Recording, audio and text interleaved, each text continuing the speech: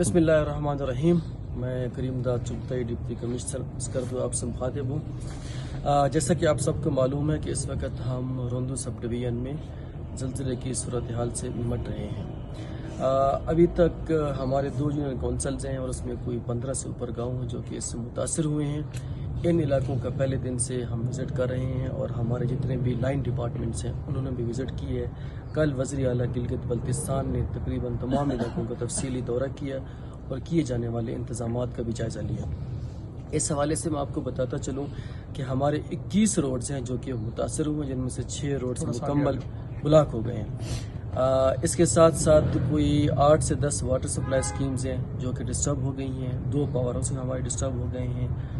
कुछ गांव ऐसे हैं जिनका ज़मीनी राब्ता या बाय फुट जाना भी नामुमकिन हो गया है।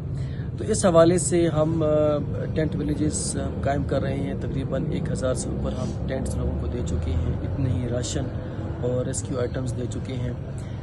मज़ीद भी हमने सप्लाईज अरेंज कर रहे हैं। हम कोशिश कर रहे हैं कि इस सर्दी के इस मौसम में लोगों को दूसरी भी ज़रूरी सहूलियात दी जा सकें।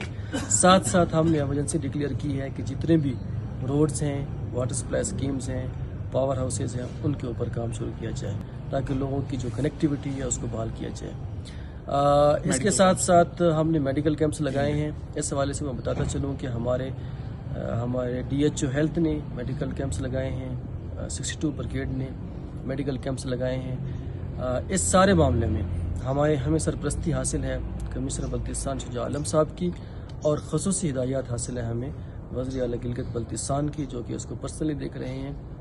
और हमें हर तरह की हिमायत हासिल है तमाम लाइन डिपार्टमेंट्स की, होम सेक्रेटरी साहब की और ख़ास तौर पर FCNA हेडक्वार्टर और 62 ब्रिगेड की, जो कि हमने ऐसे एरियाज जो डिस्कनेक्ट हो गए हैं उनसे रिक्वेस्ट की है हेली सर्विस के लिए, ताकि वहाँ के लोगों को रेस्क्यू रिलीफ आइटम पहुँचाया जा सके या उनको कहीं रिलोकेट करना है तो वो भी किया जा सके। तो आप लोगों से भी इल्तमास है कि इस सारे मामले में हमारा साथ दें और लोगों के लिए दुआ करें।